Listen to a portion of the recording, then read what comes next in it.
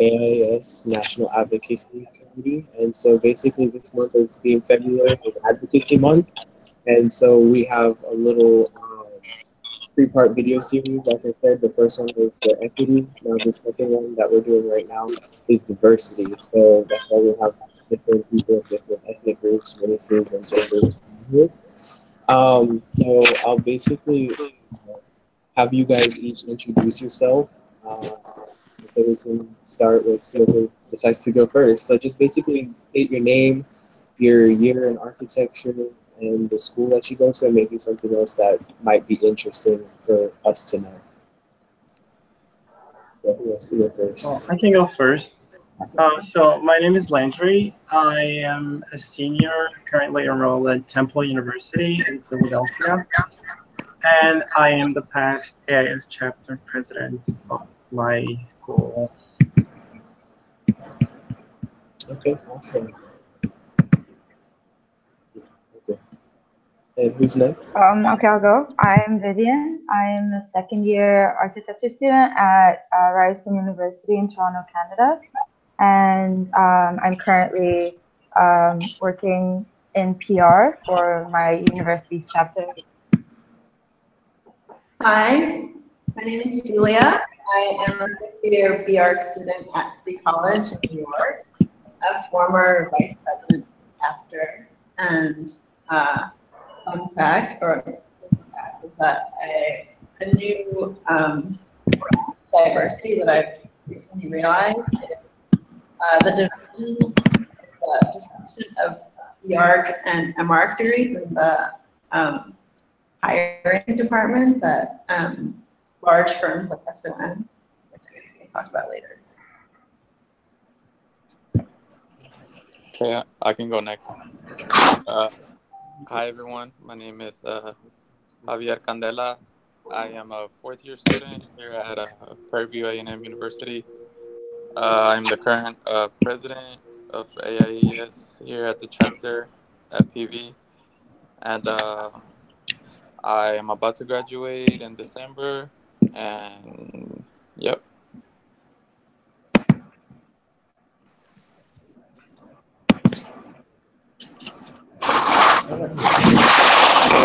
All right. Yeah, we're kind of sharing them on. All right. My name is Paul Thompson. I'm a professor here at Purview University. Graduated 2012, bachelor's 2013, master's. Then went off to work for a few companies, and then came back to teach.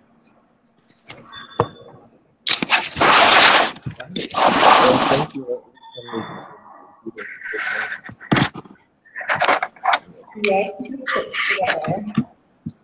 All right, so basically to start off, this is going to be pretty much a panel discussion. So I'll moderate it, like I said before. Then if you have something that you want to say, or any questions, comments, or anything, you can just add that in. And we're trying to make this really conversational, and so just let us make it flow.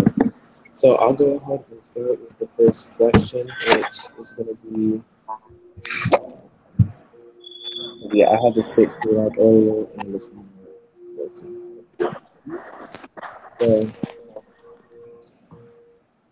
So the first question is basically going to be a general question, and it says, what have you experienced in your own life regarding diversity, and are there any negatives or positives? So I'm sure we've all had certain experiences, but what are your experiences that you have had based on diversity, or just based on race, or anything of that sort?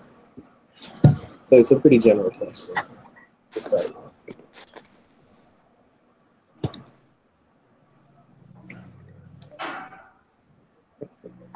Okay, well, I can go first. But growing up in New York, the city is incredibly diverse, and it's also represented in our school, which is a public school, and no two people are from or have the same background, really. So it's kind of this incredible experience to grow up with so many different people, and my experience is English. And I realized that not everyone has that privilege. So to grow up so many different perspectives. So I'm happy to be in this call and share my experience. Thank you. We're definitely glad to have you as well. So, anybody else on the topic of diversity and how it's affected your life? Well, so kind of going off of that, I feel like um, so I pretty much have a similar experience from Julia. I go to Temple University, which is a very diverse school. It's also a public school, and so you get to meet people from pretty much all over the place. I can say that I have friends from every continent in the world. And I'm really proud to say that because I feel like diversity is really something that enriches, and at least so far it has been enriching my experience and just giving me a broader perspective on different topics. So I guess I've had a pretty positive experience with that so far. That's good. And Javier?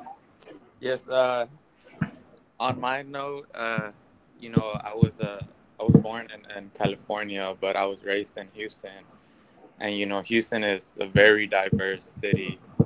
Uh, Anywhere you go, you see all types of people, all types of cultures, and then I decided to come to HBCU, and so my diversity rate is like really high. I've met a lot of people.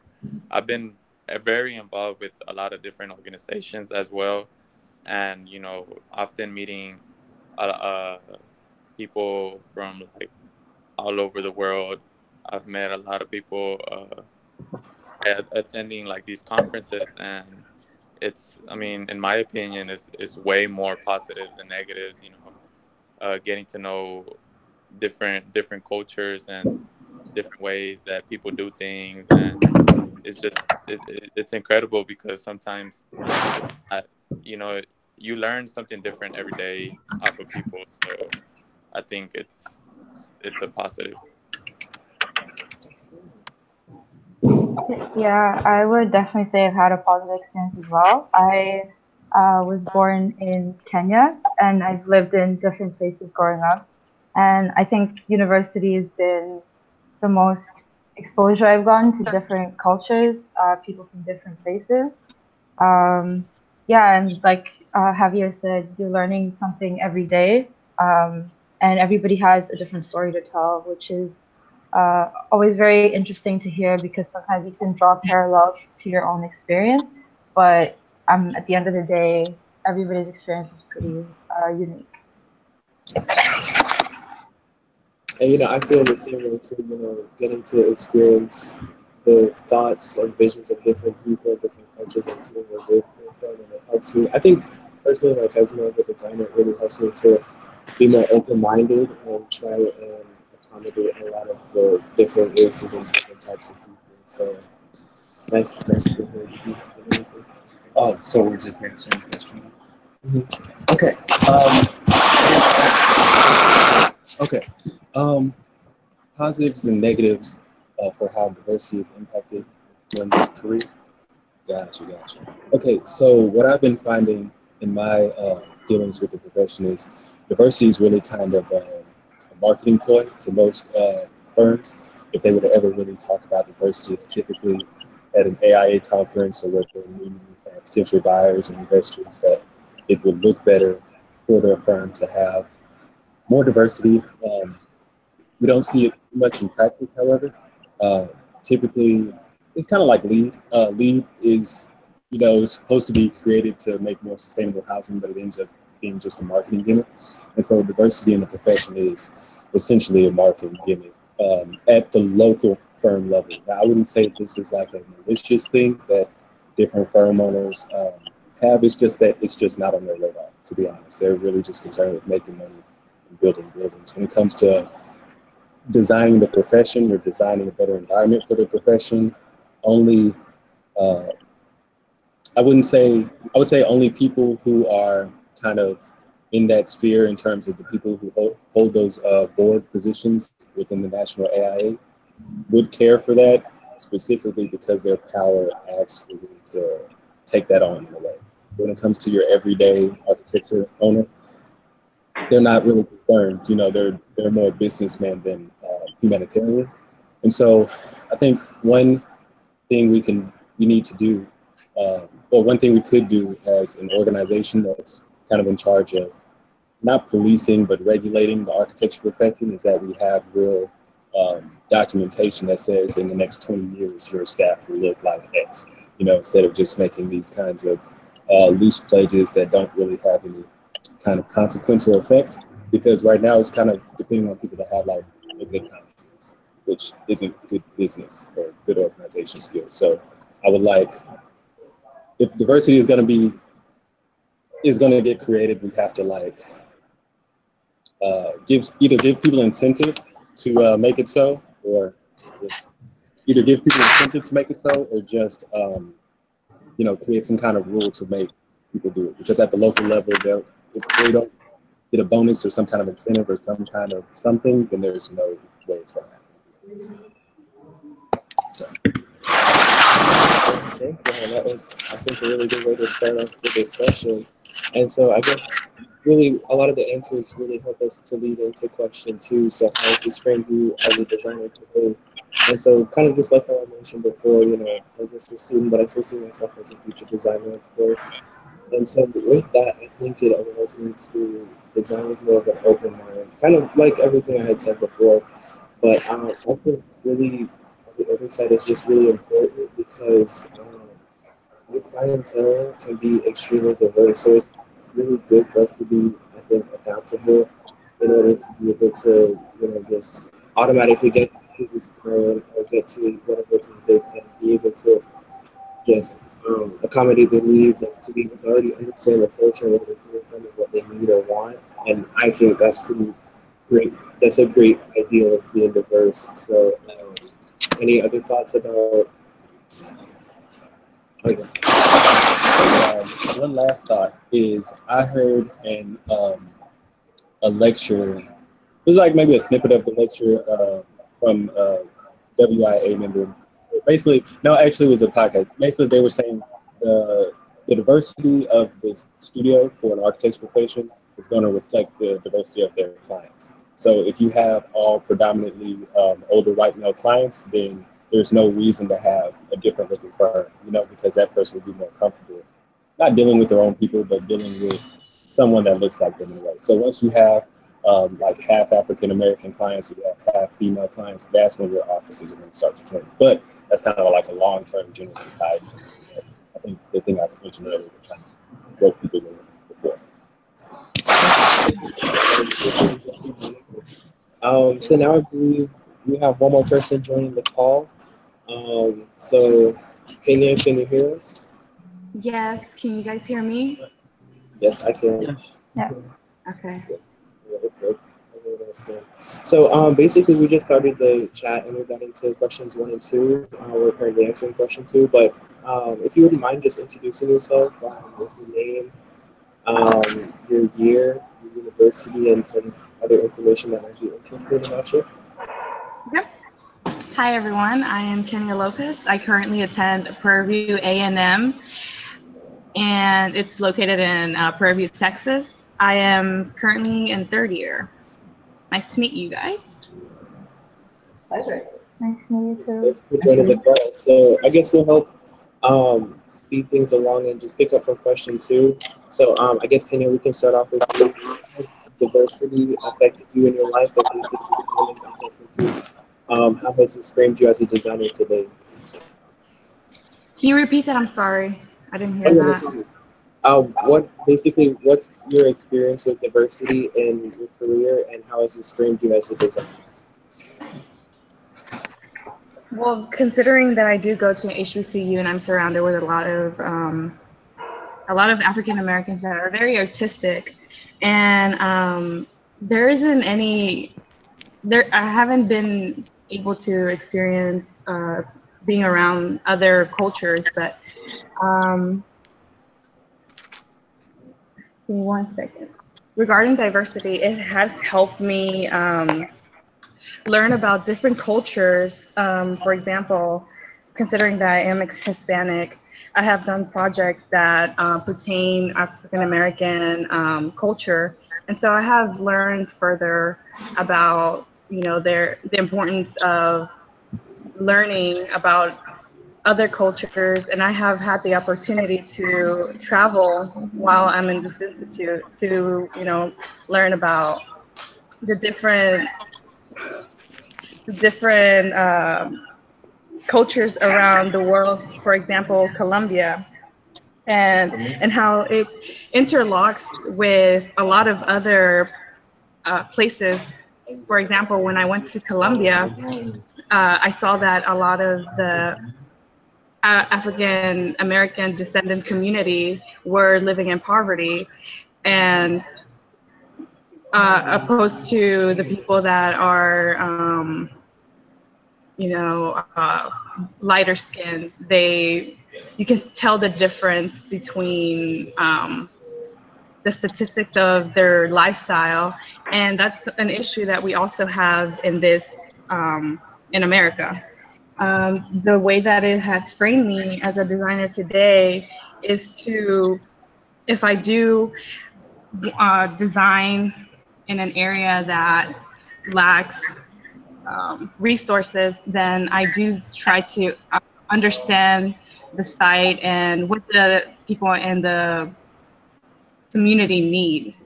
And so it has led me to, go back into these countries where they have poor infrastructure, and, it has interested me to go and create designs and just help develop the community further to, to create a better lifestyle for them.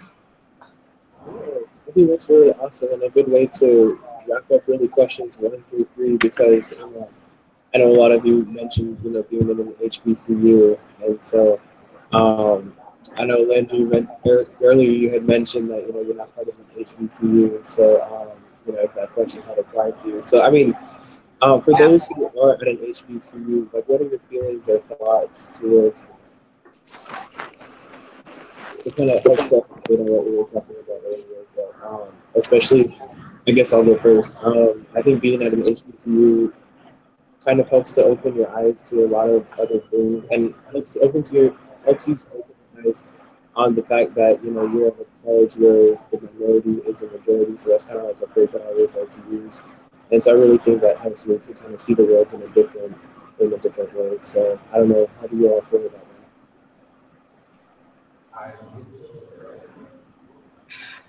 I think in my experience, I think it would be a little different if I were to go to a predominantly white institution, just because my background, I didn't come from like a family that is, wealthy, and everything where I am now, I kind of led myself to be here.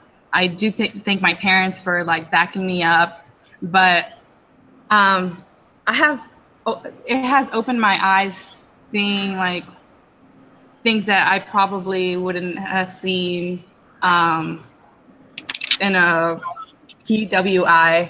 I could be wrong. I can't say, I can't really say, oh, I'm not going to see what I've seen here if I went to like a PWI. But even then, I have experienced the culture of the African American, and even growing up, like I have always been around like minorities, so I personally, I don't know if I would feel, comfortable going to PWI, but will that restrict me from experiencing that? No. But I am glad that I am at a HBCU because, I feel like the culture really, you can feel the energy at a HBCU. You can feel the culture. And I'm very grateful for being at a HBCU. And so I wanted to elaborate on the point that was brought out earlier. I know some of you may have studied abroad or lived abroad. And so I know it wasn't a question that was previously included, but I wanted to ask, about your experiences or what you liked or disliked about studying abroad and how seeing those types of people, seeing the diversity in other countries may have affected you. What are your thoughts on Also, I basically moved to the United States to go to college. I am originally from Burkina Faso, West Africa, and I pretty much spent 18 years of my life there. And um, I guess reflecting on that, I feel like being in an HBCU is sort of like a very uplifting experience, and like it kind of like shows you that you're able to accomplish something in life. Um, and I think that comparing that to me going to school um, throughout middle school and high school was kind of like a similar experience because it was not here, and there was a lot of, I guess, issues that I was sort of aware of, but not. Um, it's always a different degree once you actually experience it, um, living here, for example. So I think it's definitely, I guess, an enriching experience. Uh, Being able to like study somewhere that's not what's the common institution where you would study in the United States. It definitely gives you a different perspective and makes you realize of the potential that you have and what you can accomplish. Kind of like a comparison between. Yeah. I can definitely agree with that because I lived for a short time in the country in Jamaica, just a little bit, and then of course back and forth to visit family that I have here. And honestly, personally, to me, I think it's great because I get to go and see like a different culture, like we had mentioned before, the whole diversity topic, of course. But also just on more of an architecture and construction side of things, how they build things and how they use, I guess, how you say makeshift buildings and like what we would call shacks, they call homes. So just the difference in cultures, I think is really interesting to study and just especially this last time that I went, looking at how houses and stuff are put together. How they use concrete over there and over here we use like plywood and what else they use for building construction. Two by four. Yeah, the plywood, the two by fours, and such. And so like it's just a completely different system, and I think that's really important and interesting. When you're thinking about diversity and looking at other cultures and the whole traveling and studying abroad. And so that's why like, I always try to encourage people try and study abroad, try and go to another country, even within your own country, try and go and just travel to different cities because from city to city, countries are very different. So even in America, going to like anywhere from like Chicago to New York, it's a completely different lifestyle. And so I think that's really important to look at. So just travel is my biggest thing. So anybody else with your study abroad or living in a foreign country, any experiences? Well, from my experience, I went to high school in Panama, which is located in Central America, and I moved there from Kenya, which is where I was born. And so, from my experience, I think that was, well, first, there was a lot of culture shock just because very different cultures. Um, and I think that exposure really forced me to think about a lot of things very differently. Because my parents are both Kenyan, I think I was still very much grounded in our culture, and we visited home a lot, and so I was very much connected, I guess, to what was going on at home. But living there for 4 years really gave me the opportunity to not only learn the language, but kind of speak to people. Um, for example, the people that I was surrounded with in school were mostly from Central and South America, and so yeah, that was a very different experience. I think that it does become difficult to an extent to stay connected to your own culture, which I guess is what I experienced. And I, for me, I think that's where technology came in and staying connected through social media, through other websites where, for example, you share art and culture, like Art Daily, just to know what's going on at home. But still, that exposure, I think, is really important in shaping how how I look at art and also how I look at approaching different situations. For example, if you're working on designs that pertain to a specific community, understanding how to maybe address certain issues that they may be facing. I think that that really helped me in terms of understanding and being able to communicate with people of different backgrounds. And how long did you live in Panama? Sorry? How long did you live in Panama? I lived in Panama for 4 years. Oh, awesome. So that was your entire, I think you said high school? Yeah, high school, yes. Awesome. I have one kind of foreign experience to share. So after I graduated PV with my master's, I went to live in Zurich, Switzerland, live and work in Zurich for a little over a year.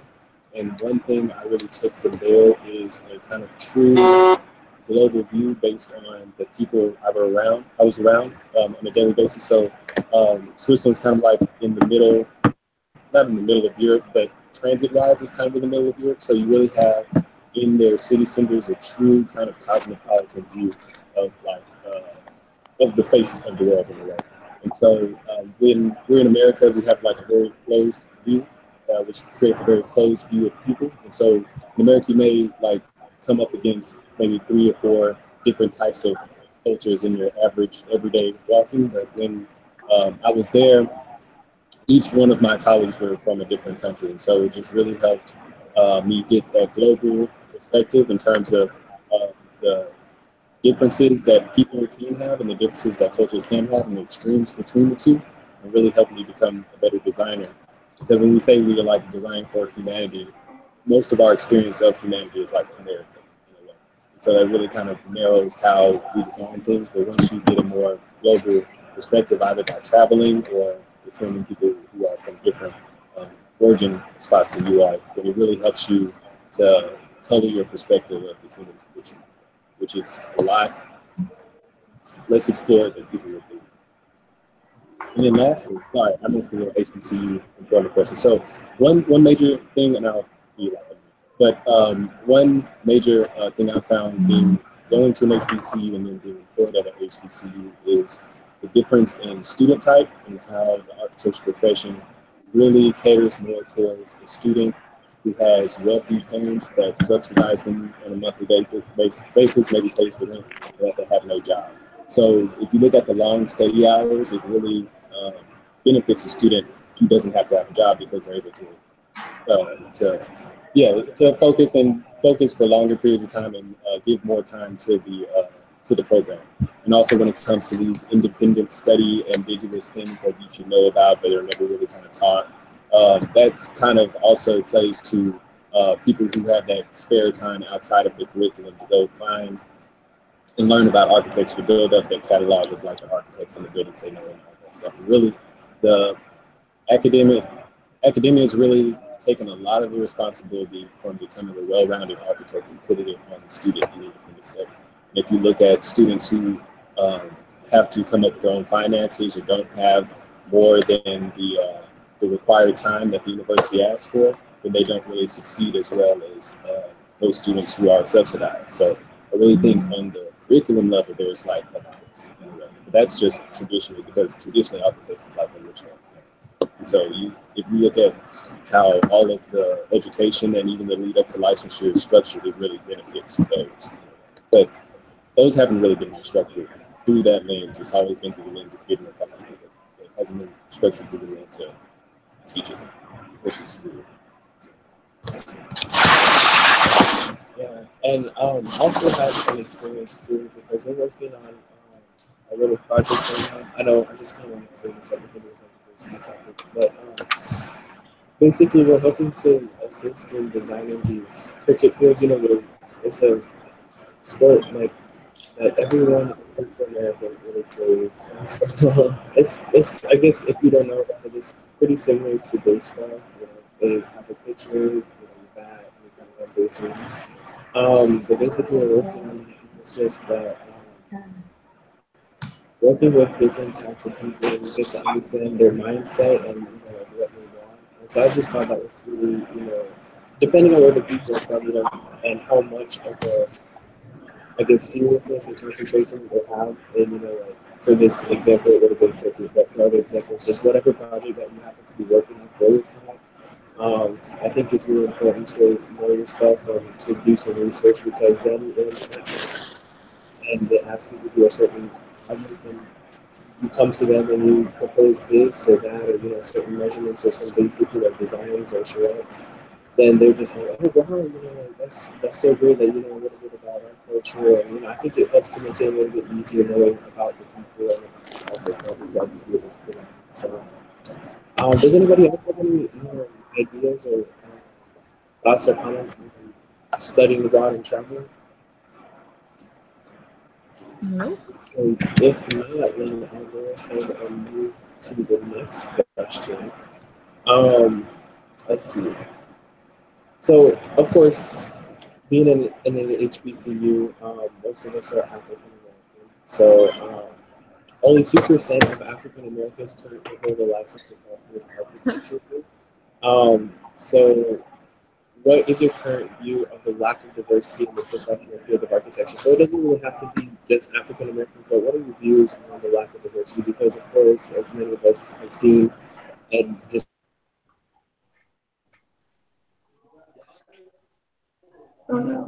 so people who are Hispanic, Asian, Black, we typically don't have really high numbers in this field. So what are your thoughts on this in the professional world? Why do you think that's the case? Like, what do you think the reason is behind that statistic? For me personally, I don't know. I just feel like that traditionally it's always been, pretty much, a white man or a white woman, but predominantly white man type of, field. And so I think a lot of people are just, they either look at that and they're just, like kind of deterred and saying, well, this is my competition and I don't want to have that type of competition. So people tend to, I guess, lean towards a different career field. But I mean, that's kind of how I see it. It's just like traditionally it's always been that way. And so nobody really wants to break the trend. But if you want to break the trend, you have to have a large group or a large, like upbringing to make that trend break. Does that kind of answer your question? Yeah, in a way. But I wonder if it's a little deeper than that, right? Because I think, licensure, there's a huge cost. The AI or the government is making an effort to make licensure easier, right? Which is admirable. But historically, like there's a huge cost, it's a huge time commitment, and I wonder if this is just another symptom of the segregation in the country, right? Where African American families have not had the resources to save money to pass down to their children to grow those resources for them to invest in their future. Whereas maybe it's this more easier for a white person to do. I don't think it's because African Americans don't want to get licensed. Maybe there's just a missing support system. Yeah, I agree. I feel like in general, going through architecture school and then going through the licensure process by itself, it's already a little bit discouraging because of all the costs associated and like I guess all the expectations that you have going into the field. And added to that, some people may not be able to have access to resources that other people may be able to have. So that's also another layer that adds to that, and it gets even more discouraging for all these minorities. And I think that's probably the main factor why it's like this. I know that, for example, just a few days ago, I was looking for firms to apply for after graduating, and I go through the website, look at the team, and it's sort of like all pretty much the same kind of people, and that also gets a little discouraging because it's like I don't know if I would be comfortable working in that firm, and not a lot of them actually have that diversity as we mentioned earlier. So I think just for all of these reasons, it gets a little discouraging, and as you progress in the field, I guess people just decide to give up. Okay, I guess that's part of the deeper thinking that Julia was talking about. So yeah, this. Oh yes. So, as an unlicensed architect currently studying for the exams, I would say the biggest pitfalls I've seen in terms of what's keeping African Americans from being licensed after they graduate is the lack of mentoring. So school is really easy. You have a certain place to be at a certain time. You have people who call you, it's like, oh, you went to class, or oh, what are you doing today, blah, blah, blah. It's a very supported system. Uh, Higher education is a very supportive system. Once you leave higher education, that support system kind of collapses.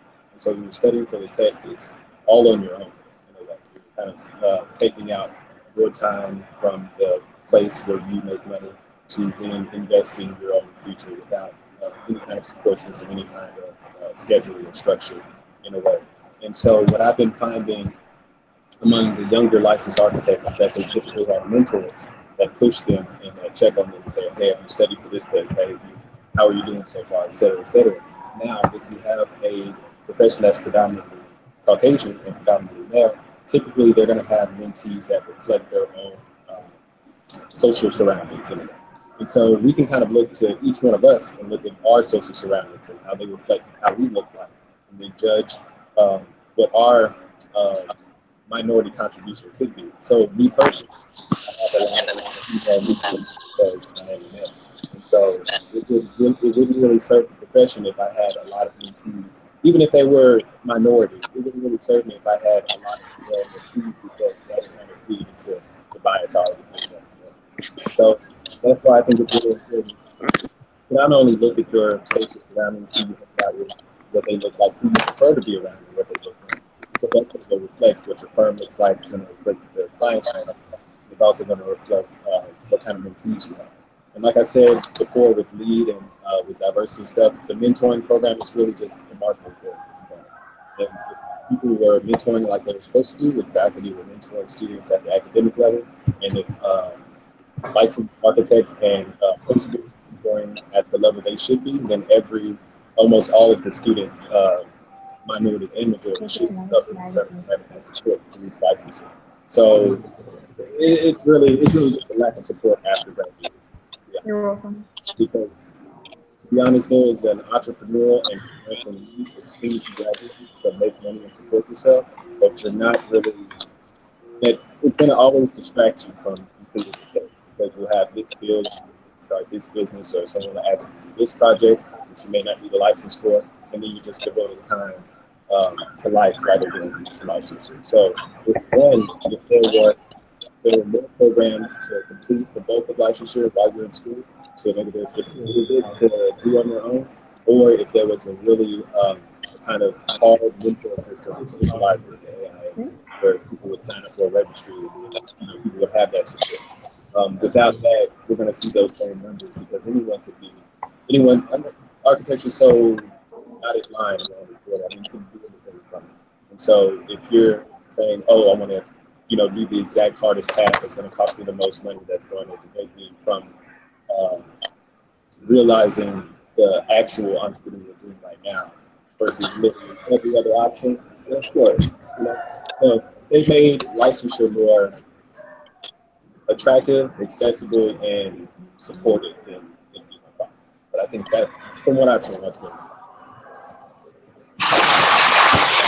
And I think that whole mentioning of the mentorship is really great because to me, I see two different levels of it. You have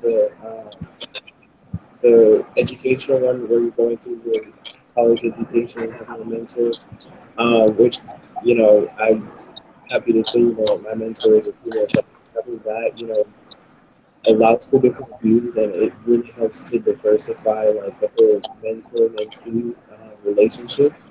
And then also, like as Professor Thompson had mentioned too, you also need that mentorship outcomes too, because somebody there to kind of help spur you on to continue like pushing you, to continue encouraging you to be licensure and doing everything that they can to like help make you the best architect that you can possibly be. And so, with that, I want to move into one of our next questions, because I know it was mentioned before about the male to female ratios, and so I'm glad it was brought up because what do you think about the diversity? Now moving aside from diversity in race and skin tone, of course, I wanted to look more into diversity on the gender level. So, of course, it's more of a male-dominated field as many of you know for architecture. So, what are your thoughts on females in architecture and the male to female ratio?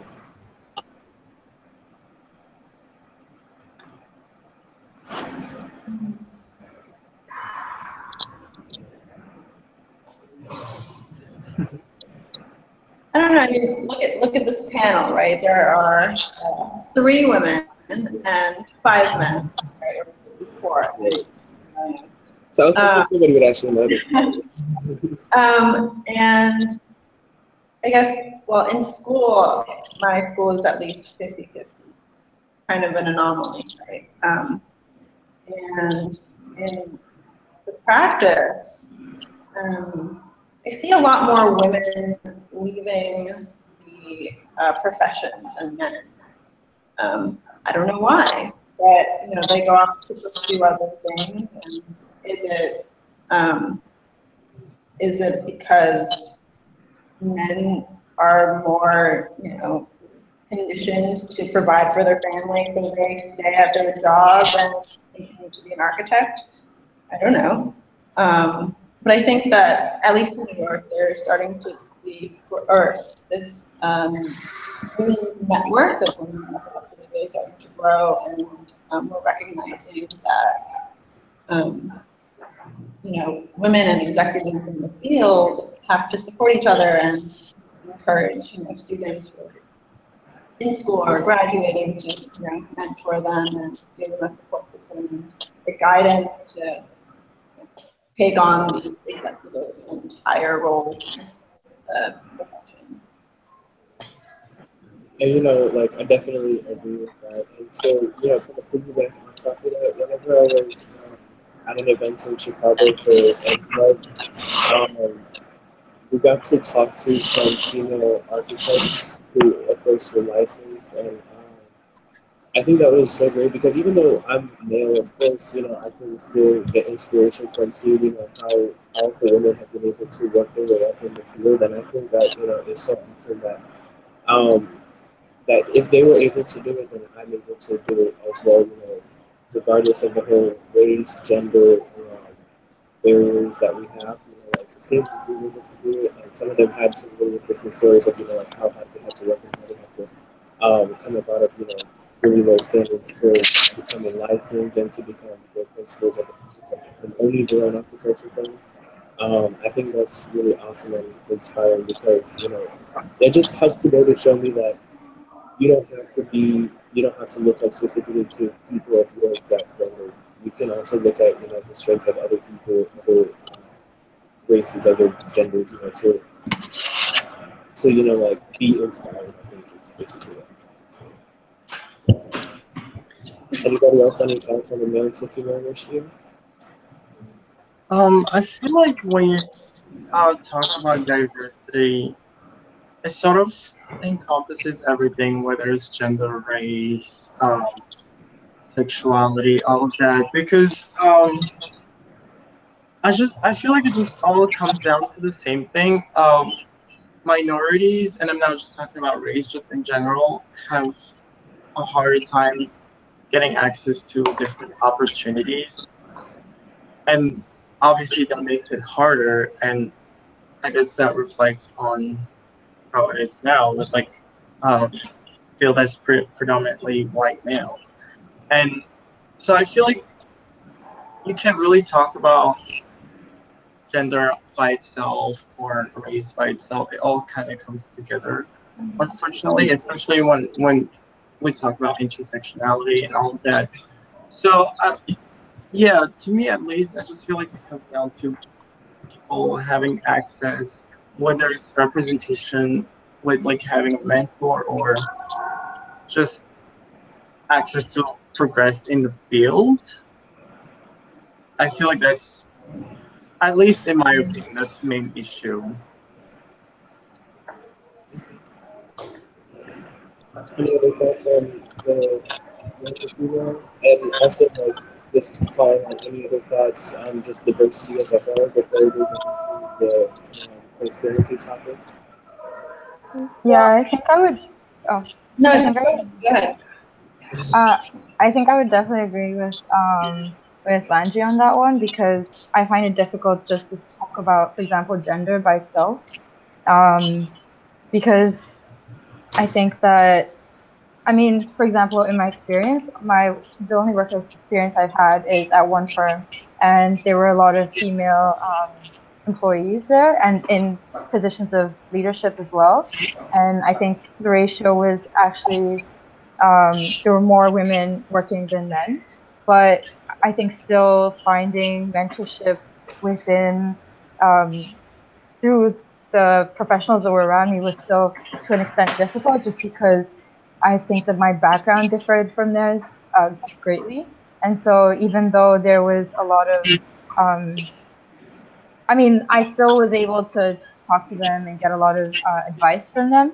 But in terms of, for example, my style and where I find my artistic inspiration, I feel like that wasn't something that I could really get from them. And so, yeah, while we can still like talk about race and gender and sexuality separately, I think that because we identify probably as so many things simultaneously, it's very difficult to kind of focus on one. Or, well, that's my experience. Yeah, exactly. I feel the same way, and I know Landry had mentioned the same aspect too. So I think it really encompasses such a big, group, such a big topic that has been considered diversity. So I think we okay. So I believe the question was diversity in the diversity. Okay. So one thing I've been finding that I think really encapsulates the whole lack between, okay, because if you look at academic statistics, there are way more females in the architecture education than males. But if you look at the profession, that number almost flips, if not worse. And so what I've been finding as my own personal experience is that females have this kind of underlying kind of self-defeating belief that they cannot perform. They can be a designer, they can perform as a designer, but they can't perform and execute as an architect. And so I think because the societal stamp on the female's tradition in design has been relegated to interiors or interior design, that's where they kind of lean towards. Not because that's where their strengths are, but that's where they find out having the best chance in a profession where surrounded around people that are closest to the experience. Yeah. So I think women need to have, and I wouldn't say it's like small self at first because of course that was created by something and we need to keep something before we take it. But at the individual level until then, I think women need to have more confidence in their design and to know that you can affect the built stuff. Like, so there, like women and minorities really weren't able to affect anything as far as like building. Even if you did, your name wasn't going. So we don't have a lot of representation of people looking like us developing all this stuff. So it seems like once you step into it, you'll be the first ever to do it. And that gets very daunting and it's very scary. So that's what keeps a lot of women back from doing this. Because I've been on colleagues and I've had students that are great. They will not go to the profession because they feel like they don't, even though they may be better than the next person, that they won't be able to be recognized or even get a chance to perform to be recognized. Exactly. So, and even though architecture feels like super macho for no reason, and I think another piece that stops women and it stops a lot of people is the management positions. And so there's a lot of apprehension about management positions because of how you'll be perceived once you have to regulate an individual, or you have to, let's say, make rules, or you have to enforce those rules, and then how that perception of you will be. Because, women are supposed to be, very quiet and shy to the vice versa. But when that role is flipped, there's always an automatic perception of how will I be.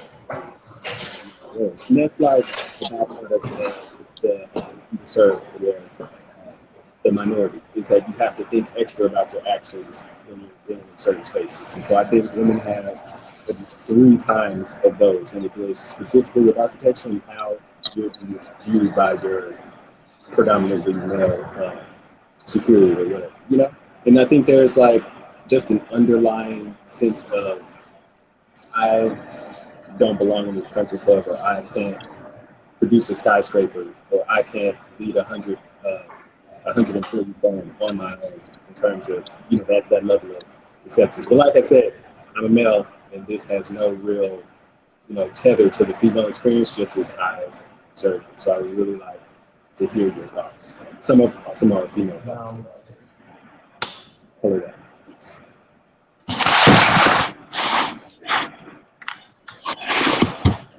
Yeah, I'm kind of glad that he mentioned confidence, because I think that kind of goes hand in hand with possibly what he said before about mentorship. I think it really helps to go into something knowing that someone before you has done it. There's a sort of comfort to it. And I think that, just learning from someone who may have had a similar background to you and how they've approached certain things, and maybe what was successful for them and what wasn't successful for them.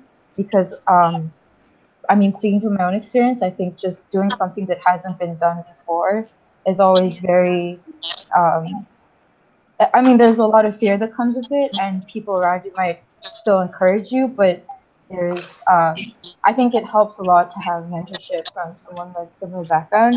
There's a lot of confidence that comes with that, and then guidance and leadership. And then, it doesn't mean that you would exactly follow the same path that they did.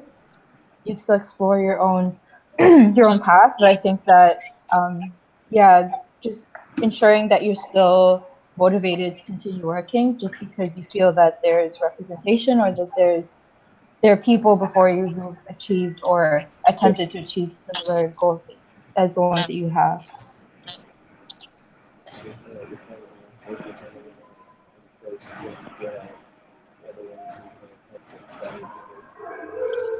People who call them. So I totally agree. So any other thoughts on diversity? Well, I guess I have a question for all of us. So we've been talking about all these different issues relating to diversity within the world of architecture. What do you think would be the best way of tackling these issues and sort of actually making change? So you're saying like what would be the best way of tackling these issues to help minimize the differences between different groups? No, so we were talking about like how there isn't a lot of representation in the field, and how it's predominantly white male leading it. How do we go about changing that? That's a really good question.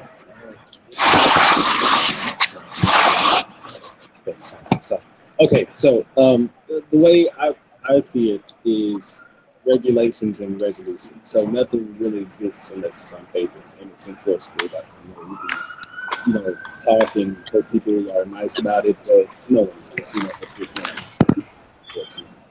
so I think it's the AIA's mission as the governing body of the profession to really create,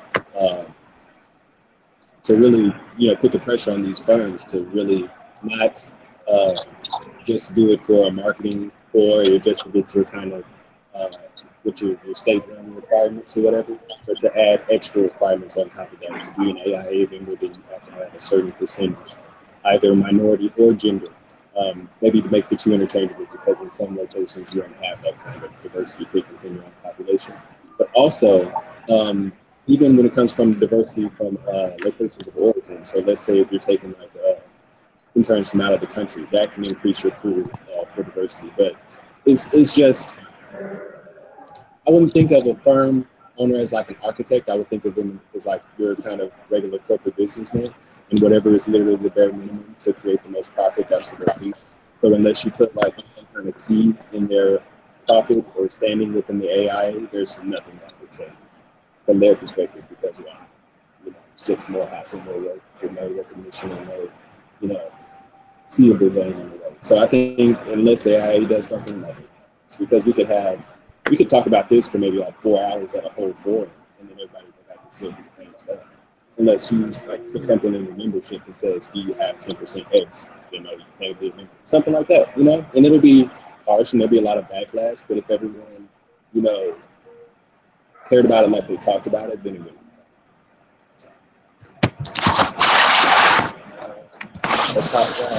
But I guess basically my way of answering the question would be, I guess, similar to a party to kind of help. I guess I guess that whole mentorship is really the biggest thing.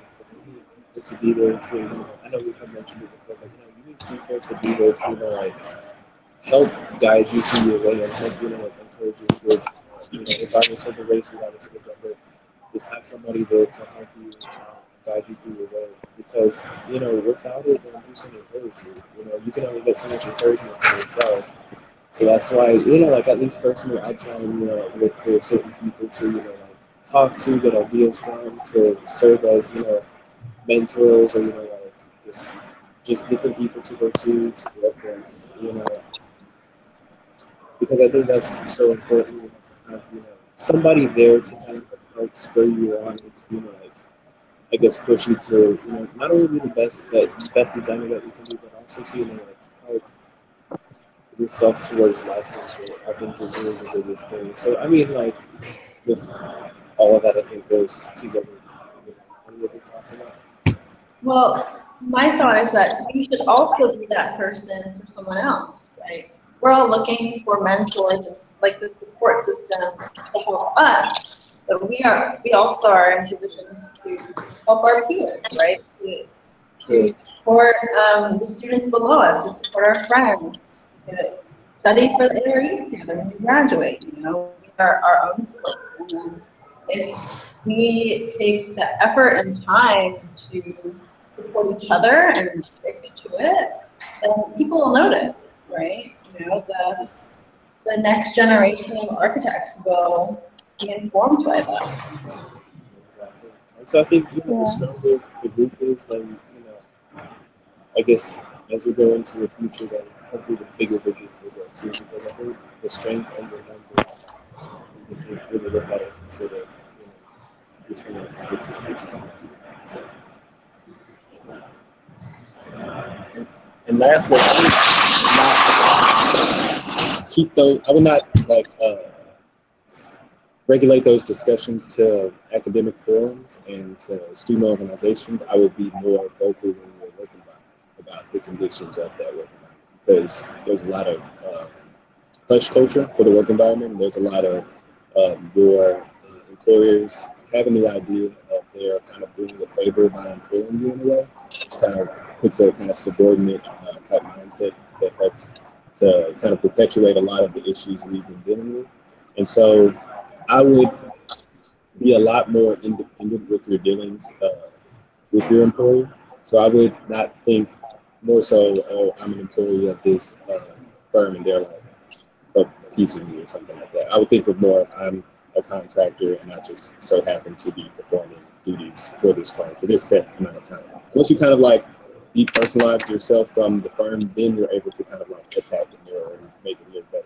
Once you kind of see it as your, I don't know, yeah, exactly. Once you kind of see that as your lifeblood and like the thing, if you don't have, get to pay rent, then of course you're just going to deal with whatever, because you're going to see that as a necessity. But if you're really more, I don't know, confident in the possibility of losing the job and then bouncing back from that, then that's when you can be more vocal and then make the conditions better, not only for yourself, but for all of the employees, because of course everybody has something to say, but no one's going to say anything as long as people getting paid has a certain mindset and a certain closed mindedness.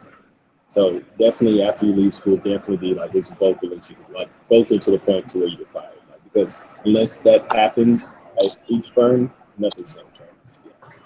Because no one's, because those firm owners aren't watching these videos.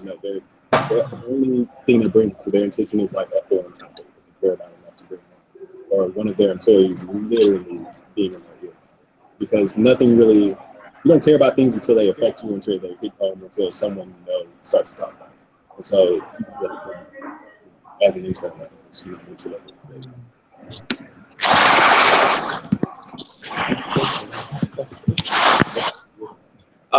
So I know we're really approaching that hour time mark, and I know really wants us to keep it at a certain time. So I guess we'll go ahead and start to wrap things. Are there any other final comments or anything else that you guys want to wrap up this conversation or closing comments?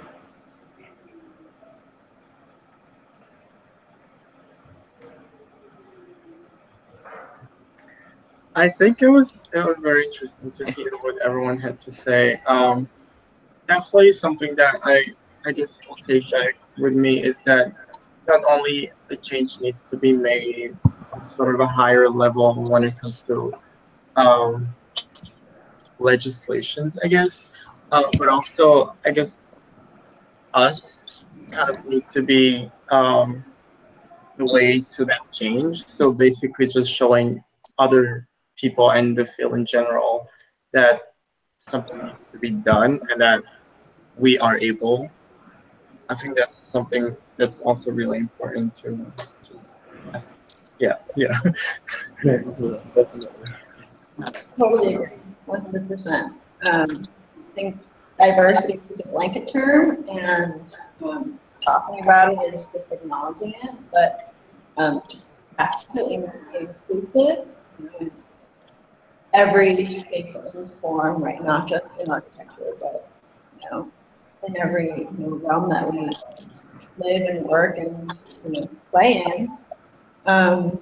So if we want a more diverse and more well-rounded and inclusive community, we must be those people.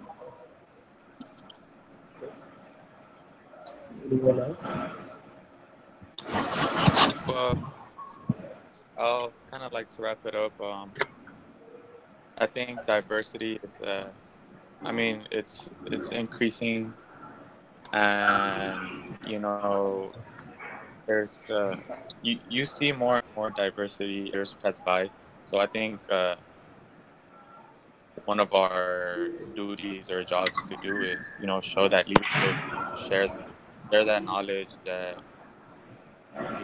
we can all like race or gender or whatever it is, like to be a competitive to any environment. I think going back to like the mentor mentee, I think we should get the word out, spread it out, and uh, get everyone aware of the situation, and to not be afraid to step in where you don't it's not the same. Have the courage to do what you want, and to do what you know, and always represent and always show that leadership to to better yourself and to better the others. That charge is over here. Yeah. Yeah, I think I totally agree. It's not just about yourself; it's about others too. But definitely a good point to keep in mind. Anyone else for closing comments before we go? Yeah, I was gonna say that I think a big part of it should also be like uplifting. I think that there are a lot of platforms. Well, there are a lot of platforms online that where people share their work, and I think really encouraging people who identify with minority groups to continue sharing their work. I think that gives you a lot of confidence, especially if you were to apply to a place where you don't feel like you are represented. I think that it puts you in a position where you're like, why? I could be the first one there, and I could like make way for other people who would feel as if I reflect whatever identity they hold. Um, yeah, I think that that's a really big part of it too, because when people support each other, that tends to have a positive effect. I think even like in the current context, and the biggest thing right now, for example, Black Panther, I think that the hype and people sharing and people um, encouraging one another, and I think like a big part of its success was not only the fact that it's taken so long for it to happen, but the fact that there was a lot of discussion around it and a lot of sharing, and that really encourages people to change their attitudes towards work or towards things produced by people of minority groups. Yeah. Going back to what Javier said, I think that it's up to us to make the difference. You know, we're here discussing the issues, but what are we going to do in order to change that? We can discuss about the issues all day, but but it goes back to what we're going to do in order to create a better environment for the future architects, the architects that are behind us. So I think it's important for us to create that platform and, you know, go ahead and be brave and bold and confident to make a difference in the industry and in the world. And that's all I have to say for that. Well, thank you so much. Oh no, I promise. Okay. All right. Well, I guess I'll go ahead and close it off and say, behalf of the AIS National Advocacy Committee, thank you for taking this time out of your day to volunteer an hour to discuss with us the topic of diversity. And just so you know that this video will be uploaded on YouTube. It's actually being broadcast right now. So hopefully we'll be able to get you a link so you can watch it again in the future. But of course, we really thank you and appreciate your thoughts as such a diverse group. And we hope we wish you the best in your studies in architecture and all things. And so I think that's pretty much it. I think we really reached our time limit. So just once again, thank you to everybody. And be looking out for this video. Look out for an email from me tonight or tomorrow. Okay. Thank you. Thank you. Thank you for the opportunity.